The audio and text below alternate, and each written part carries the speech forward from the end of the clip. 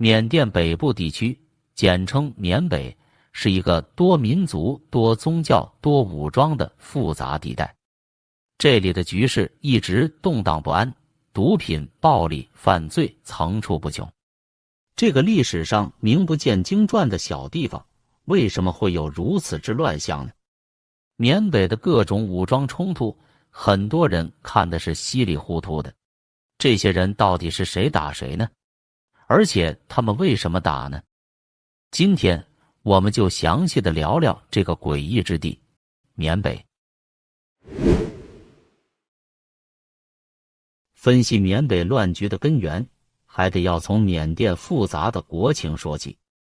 自古以来，缅甸就是个多民族的国家，民族数量多达130多个，其中缅族占人口总数的70%，另外的30%则都是一些少数民族。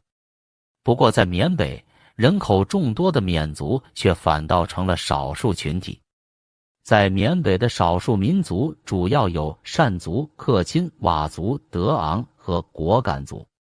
因为不同民族间的风俗习惯和文化语言互不相同，再加上缅北特殊的地形，所以也就导致了缅北常年和缅甸政府不对路。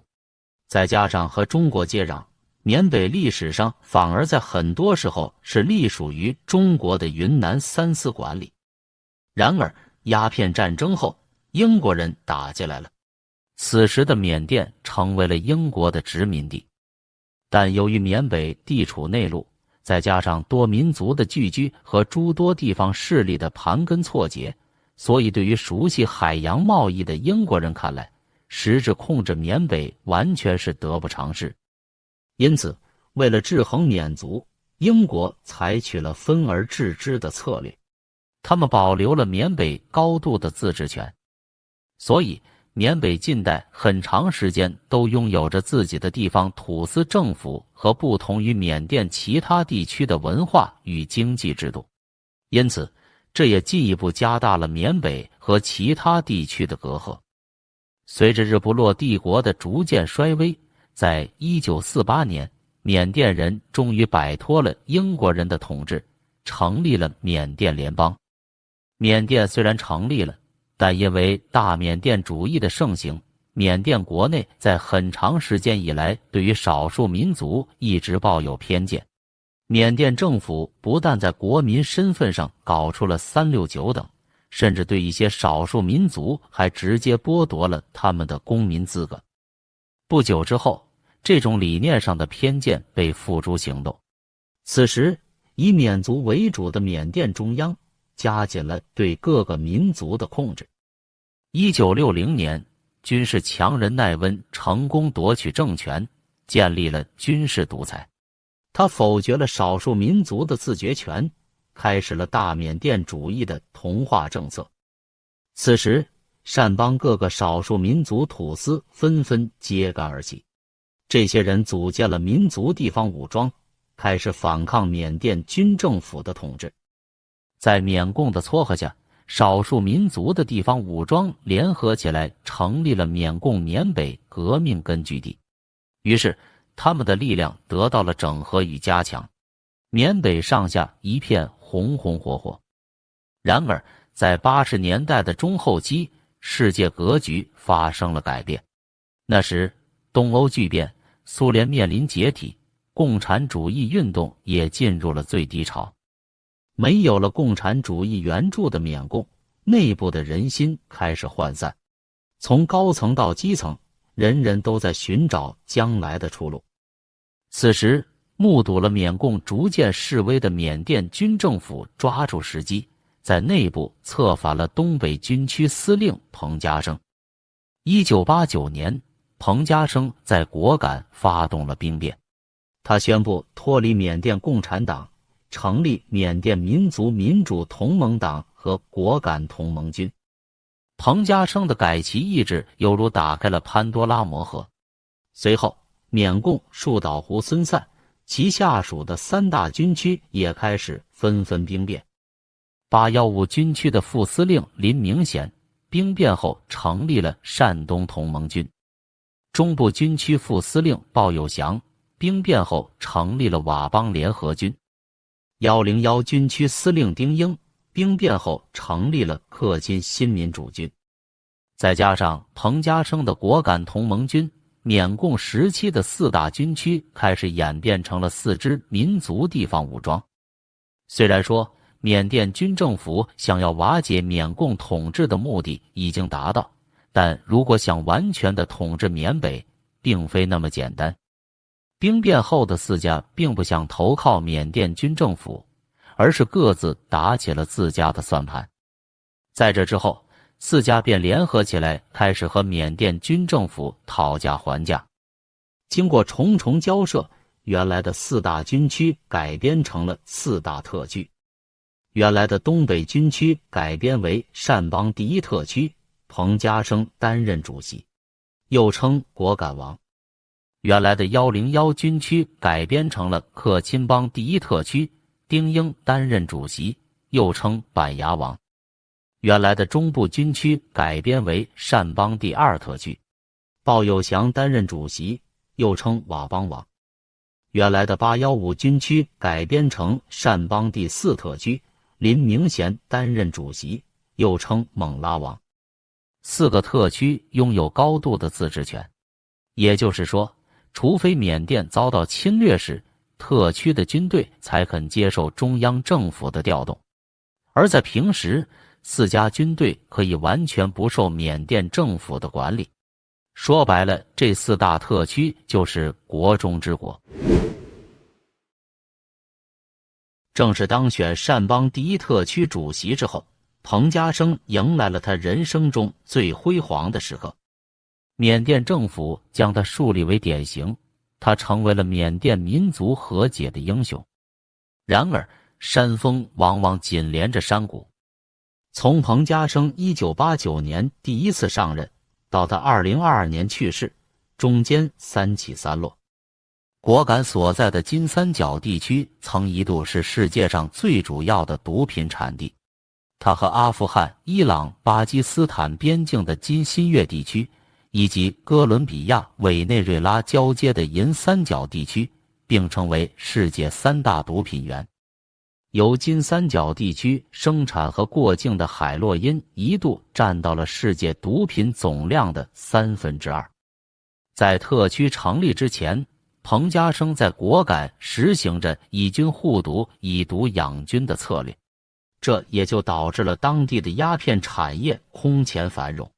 彭家声也因此成为了金三角的3大毒枭之一，甚至被世界禁毒署通缉。但随着国际上加大了对毒品的打击力度，彭家声的生产和贩毒生意也急转直下。此时，意识到风头不对的彭家声来了个180度大转弯，他立即掉过头来，开始着手在缅北推行禁烟。但因为果敢原有的经济严重依赖贩毒，不少人也习惯了长期以毒谋生的生活，所以彭家声的禁烟行动遭到了政府内部人员的强烈抵制。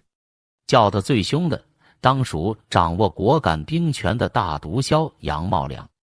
1992年11月，杨茂良联合佤邦向彭家声发难，彭家声不敌，率领着600多人的残部跑到了第4特区，投靠了他的女婿林明贤。后来在鲍有祥和林明贤的协助下，彭家声又收复了果敢，重新出任了果敢的特区主席。彭家声虽然经过了许多战火淬炼，但对部下的掌控力却极为孱弱。1995年，他曾经叛出缅共的一幕，居然又戏剧般的发生在了自己的身上。他的副师长李尼门发动叛变，将他再次赶出果敢。后来也是在外部的支援下，彭家声上演了和之前同样的剧本，第2次重新夺回了果敢。然而今时不同往日，在这短暂的乱局之时，缅甸政府军已经增兵，加强了对果敢老街至清水河一带的控制。此时的彭家声虽然心中不悦，但也无可奈何。我们前面说过，缅甸军政府的内部一直横行着大缅族主义，所以他们不可能一直容忍缅北这样一个国中之国的存在。2008年，缅甸通过新宪法，规定所有民族武装组织必须接受缅军总司令部的统一指挥，其意在于将民族地方武装改编为国防军，推行一国一军的政策。明眼人一看就知道这是在削藩，而彭家声对这个计划也是极为抗拒，双方摩擦频频。2009年8月8日，局势愈演愈烈，最终88事件爆发，缅军与果敢同盟军正式开战。缅甸政府军经过了几十年的发展，武器的装备水平要远胜于果敢同盟军，所以彭家声很快就被缅军击溃。除此之外，果敢的内部也被缅军策反。果敢同盟军副司令白所成、政法系统一把手魏仁超、果敢临时管委会副主席刘国喜以及果敢的县长明学昌纷纷临阵倒戈。结局显而易见，彭家声再度逃亡。此后5年，彭家声几乎销声匿迹。直到2014年，84岁的彭家声发布了告全体世界华人同胞书，试图打感情牌获得支持。然而，响应者寥寥无几。2015年，彭家声再度拿起武器，企图夺回果敢。这次的战斗阵仗很大，但胳膊终究拧不过大腿，最终彭家声仍然是以失败而告终。2015年3月，缅甸政府军宣布果敢已被彻底平定，缅军第33师正式进驻果敢，这也宣告着这片民族特区已完全收归中央。缅甸政府军实控果敢后，内部捅刀子的白所成、魏仁超、刘国喜和明学昌得到了论功行赏。叛变4人组在缅甸政府的支持下迅速做大成事，再加上果敢首府刘阿保，此时的果敢已然形成了臭名昭著的5大家族。由于缅北的90%都属于山区，并且长期经济落后，所以在发展受限的情况下，黑灰产业链应运而生。5大家族的做大，无一不和那些黑灰的产业链有关。除了被大家熟知的电信诈骗之外，5大家族的经营还包括赌博、色情、武器买卖、杀猪盘等等。可以说什么来钱快，他们就干什么。缅甸军政府对这5大家族庇护有加，也唯有这些人的存在，缅甸政府才能对果敢形成有效的统治。缅甸军政府和5大家族形成了黑灰产业链上的利益共同体，这些也是导致缅北黑灰产业链发展壮大的最根本原因。有意思的是，这5大家族虽然干的都是些见不得人的事，但他们各自的侧重点却不尽相同。下面我们就先说说白所成家族。彭家声败北后，白所成成了果敢自治区的主席，他的2子3女都在他的庇护下做着生意。老大白应能活跃在果敢的政治舞台上，担任着果敢地区巩固与发展党的党委书记，同时其本人也是百盛集团的董事长。百盛集团表面上经营的是旅游、酒店、购物和餐饮娱乐等产业，但实际上就是搞赌博和色情的。老二白应仓是自治区的财政局副局长，以及自治区的民兵大队长，他的手下有1500兵力，主要负责给电诈园区放哨，如果人跑了就负责给抓回来。同时，老二白应仓也是百盛集团的总经理和苍盛科技园的董事长。说是科技园区，但实际上就是个诈骗基地。大女儿白应香担任着果敢妇女儿童联合会的主任，以及果敢慈善基金理事长。她表面上乐善好施，但背地里干的也都是些见不得人的勾当。尤其是二女儿白应兰，她一边诈骗着中国公民，一边在当地做好事。讽刺的是，她干着诈骗的勾当，但却还打着反诈的旗号四处宣讲。白应兰是百盛集团的董事，新百利集团的董事长。新百利涉及博彩、诈骗，甚至人体器官交易等灰色产业。小女儿白应改担任着果敢理事会李氏家族企业的董事，她的丈夫就是臭名昭著的诈骗头目曹强利。下面我们再来说魏超人家族。魏超人是果敢自治区委员会的委员，主管政法系统，他独掌整个边防营，是果敢唯一掌握正规军的当地人，也是五大家族中唯一拥有正规军的。后来魏超人的年纪大了，就把边防营交给了他的三弟魏仁怀。魏超人的女儿魏荣接受过高等教育，毕业后魏超人开始引导他逐步接手家族事业。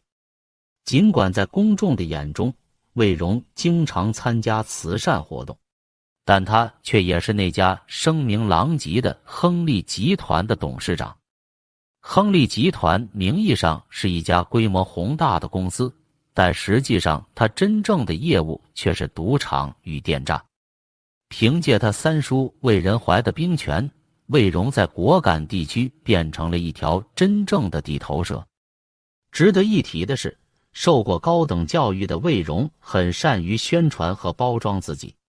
他在社群平台经常分享自己的生活，宣扬着缅北的美好。他把自己打造成了一个美女慈善家的虚伪人设，诱骗中国人去缅北。等人到了，他就把这些人卖给电诈园区。总的来看，魏超人家族是五大家族里实力最强的一个，因为有正规军在手，攻打他甚至就等于和缅甸政府军开战。我们继续来说另一个家族，刘正祥家族。刘正祥又名刘阿宝，和白所成、魏超人不同，刘正祥并不是彭家生的旧部，他出身于贩毒行当，靠多年的非法积累成为了老街的首富。刘正祥和缅甸政府的关系很好，他本人曾担任过红兴区的副区长、果敢第一特区的开发部部长，还有对外联络部的副部长。后期他又担任了果敢临时委员会的财政部部长。1992年，刘正祥成立了福利来集团，集团业务分布在缅甸善邦、洛开邦、克伦邦和孟邦等地。明面上，他主要经营的也是文旅、酒店、地产等项目，但实际上他在背后干的也同样是诈骗的勾当。我们再看下一个家族，刘国喜家族。和前面的几大家族搞电诈不同，刘国喜家族主要经营矿山，虽然利润较少，但因为矿工都是通过人口买卖而来的，所以成本十分低廉。买来的青壮年会被立即投入矿产区去挖矿，等把人用废了，就把器官取出贩卖，再把人给杀了。这种勾当做得最狠的就当属刘国喜家族。最后我们来说明学昌家族。明学昌手中有一个警察部队21营，他的儿子明国安担任营长。2023年的10月20日，闹得沸沸扬扬的卧虎山庄事件就是在他们家族的地盘上发生的。卧虎山庄是明国安和中国人黄文胜合作开发的，这其中明家出地皮，黄文胜等人出资建设，建设完成后又租给中国籍的电诈头目傅文斌使用。从表面上来看，明国安好像和电诈无关，但说白了，他实际上就是电诈的保护伞。细数这五大家族，他们每一个背后都是劣迹斑斑、罪行累累，他们赚的每一分钱的背后都沾染着肮脏和鲜血。近年来受疫情的影响，人员的跨国流动受到了不少的限制，而以电信网络为依托的电诈也开始甚嚣尘上。据报道，盘踞在缅北和妙瓦底的诈骗园区总计至少有上千个，而从事诈骗的人员更是超过了10万人。值得一提的是，根据诈骗公司的传统，每次诈骗成功超过50万人民币，就会放烟花庆祝。所以，在云南的边境线上，人们常常能看到对面的烟花肆意且频繁地升起。而每一个烟花的背后，就会是一个家庭倾家荡产、妻离子散，甚至是生命消逝的悲惨故事。据悉，仅在2022年，中国破获的网络诈骗案件就多达46.4万起，拦截的涉电诈资金就多达3180亿人民币。可想而知，那些没有被拦截成功的资金又该有多少呢？不得不说，中国在打击电诈这件事上，可谓是出了很多招数，想了很多办法。虽然中国先后开展了多次专项行动并予以严厉打击，但却没有从根本上解决问题。为什么这么讲呢？因为中国国内对于电诈的打击，斩断的只是下游的产业链，而并没有从源头上清除隐匿在国外的电诈园区。这些电诈园区只要没有从根本上铲除，他们就会继续变着花样继续干着诈骗。这样下去，总还是会有人不断的上当受骗。那么，为什么不彻底铲除电诈团伙呢？前面我们说过，现在的电诈集团并非一个单纯的集团公司这么简单，他们的背后都有着5大家族这个靠山在支撑。而5大家族的背后还有缅甸政府军，他们早就已经形成了一个分工明确的利益共同体，所以要想彻底铲除，可谓是难上加难。这么说，难道电信诈骗就真的无解了吗？前面我们说过，彭家声反攻失败后，并没有销声匿迹一蹶不振，而是跑到山里打游击去了。经过多年的励精图治，如今的同盟军已经发展壮大到了4-5千人。虽然其创始人彭家声已经在2022年去世了，但是他的大儿子彭德仁却也开始接棒了。果敢同盟军是日思夜想的要打回果敢，毕竟谁想整天在山林里打游击呢？那么为什么这么多年同盟军还是没有打回去呢？实际上，由于忌惮缅甸政府军在背后撑腰，同盟军大规模的攻势几乎是没有，但是小的冲突还是会经常发生的。因此，要想发起规模化的攻击来收复果敢，必须要等一个有利的时机。而这个时机，它恰好正在赶来。2023年，中国加大了对电诈的打击力度，并向缅北的各方势力进行施压，要求铲除电诈，移交犯罪分子。但刚开始的时候，缅北的各个地方势力其实没太在意这件事。6至8月份，他们移交的人数居然都是个位数，明眼人都看得出来这是在应付差事，所以敲山震虎势在必行。随后，中国先从缅北的佤邦入手，先后通缉了佤邦王鲍有祥的侄子鲍延坂和鲍有祥的女婿萧延快。这时，佤邦才意识到事情的严重性，于是他们撤了2个人的职务，全力的配合中国。随后，数以千计的电诈分子被移交到了中国国内。佤邦的问题解决了，那果敢呢？前面我们说过，果敢说白了就是5大家族和军政府的天下。这些人习惯了长期的横行霸道，再加上后面有缅甸军政府的撑腰，所以这些人又怎么会轻易的自掘财路呢？于是我们就看到，中国的名单给了一份又一份，但是果敢却始终不愿意交人。这些人表面上虽然嘴硬，但迫于压力，心里多少还是有些犯怵的。于是他们开始琢磨着把那些电诈人员转移到缅甸军政府控制的园区。然而意外发生了。10月20日，传言卧虎山庄的名家在转移电诈人员的时候有人逃跑，负责看守的名家警察部队把逃跑的人给打死了。据传当天的伤亡人数居然高达70多人，其中有传甚至有中方的卧底人员在亮明身份后依然被残忍活埋。这样肆无忌惮地残害中国公民，可以算得上是明目张胆的挑衅了。所以大国开始频频采取措施。公安部长去见了当地的多名政府大员，这其中的背后所指也是十分清晰了。而就在这个时候，身在密林深处的果敢同盟军也看到了机会，他们高调复出，迅速出击。同盟军选择在这个时间点开始反攻，其一是师出有名。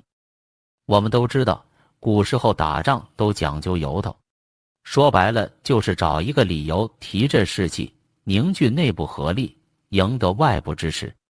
而1020事件无疑给了同盟军一个很好的反击借口，所以同盟军打着打击电诈、解救同胞的口号，占据了打击电信诈骗这个正义的制高点，同时用同胞这2个字来引起关注和支持。其二，同盟军在此时反攻也是在于出其不意。我们前面说过，最近5大家族下面的不少电诈园区正在忙着转移人员，选择在这个时候出击，容易起到攻其不备的效果。其三，在于树立威信。自从同盟军司令创始人彭家声在2022年逝世后，他的儿子彭德仁继任了司令。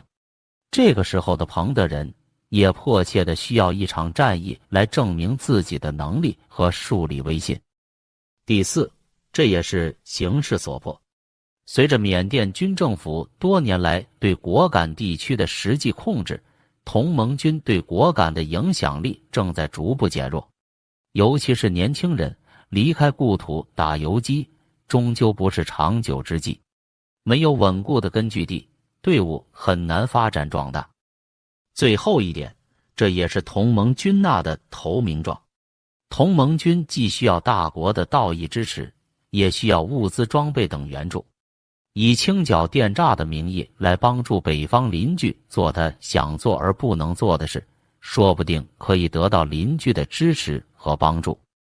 所以说，选择在这个时间点主动出击，同盟军也是经过深谋细化和周密熟虑的。从历史上来看，果敢同盟军其实也并非善类。早在彭家声的统治时期，其每年都在向中国输出大量的毒品。在缉毒的过程中，几十名中国警察牺牲在了果敢同盟军的手里，而且同盟军本身就参与着网络诈骗，也入股了果敢的多家园区。所以果敢同盟军的口号也只是一句顺势而为的标语罢了。但如果同盟军战败，那么果敢的电诈园区只会日益猖獗，5大家族会变本加厉地继续搞电诈。而从地理上来看，缅甸是中国绕过马六甲海峡的最佳通道之一。这些年，中国也在不遗余力地推进着中缅铁路建设，发展其“一带一路”的战略进程。而果敢位于中国的边境，果敢的战士站在中国这一边看的是一清二楚，甚至有时候炮弹还会打到中国这边。为了安全着想，当地的小学甚至不得不停课。早在2009年果敢内战的时候，就有不少人逃到了中国境内避难。2015年彭家声反攻的时候，云南的南散镇也成了难民的聚集地，中国境内前后收容了2万多人。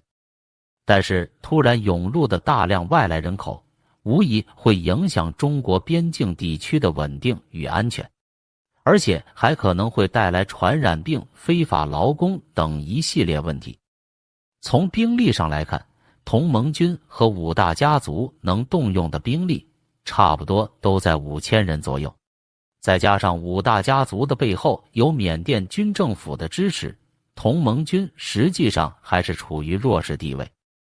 另外，果敢老街建筑密集，五大家族在这里深耕已久，如果没有足够的重火力，而是依靠打巷战这种办法，恐怕最后只能落得个鹬蚌相争，渔翁得利。这恐怕也是缅甸军政府最想看到的结局。因此，可能中国需要的是一个稳定和配合打击电诈的果敢，而不是一个战乱和我行我素的果敢。好了，这一集就是这样。这里是床台，你的床边电台，一个穿越过往慢说历史的频道。我们下个影片再见。